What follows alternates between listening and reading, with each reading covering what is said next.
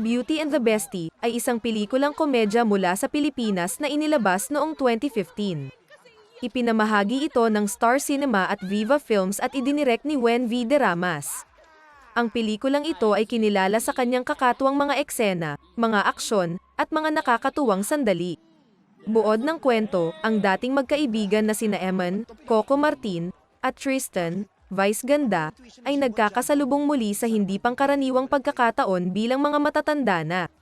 Si Eman ay isang mahusay na undercover agent ng National Bureau of Investigation, NBI, samantalang si Tristan ay isang makulay at matalinong makeup artist. Ang kanilang mga landas ay nagtatagpo ng si Eman ay asignadong bantayan ng isang mahalagang saksi, si Dalia, Asunta de Rossi, na magpapatotoo laban sa isang makapangyarihang at corrupt na negosyante na si Bernard Jake Cuenca.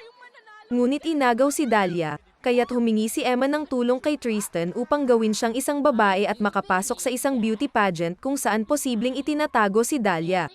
Bilang si Emma, pumasok si Eman sa beauty pageant kasama si Tristan, na nagsilbing makeup artist at kanyang karamay. Kasama nila sa kanilang paglalakbay ang mga kulay-kulay na karakter, kabilang na ang mga kalaban sa pageant at mga kapwa nilang makukulit na competitor. Sa gitna ng kaguluhan at katatawanan ng beauty pageant, muling nagkakaroon ng pagkakataon sina Eman at Tristan na kilalanin ng isa't isa, at natutunan nilang tanggapin ang mga kakayahan at katangian ng bawat isa. Nilalabanan ng pelikula ang mga tema ng pagkakaibigan, pagkakakilanlan, at ang mga bagay na handa nating gawin upang protektahan ang mga mahal natin sa buhay.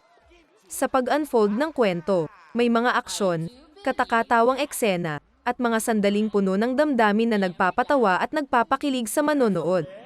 Pinagsama-sama ng pelikula ang mga elemento ng komedya, aksyon, at drama, kaya't nagiging buo at kasiya siya itong pelikulang Pilipino.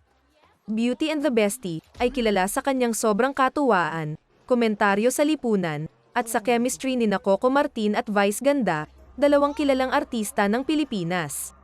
Ito ay isang komersyal na tagumpay sa Pilipinas at nananatiling isang paboritong komedya ng mga Pilipino.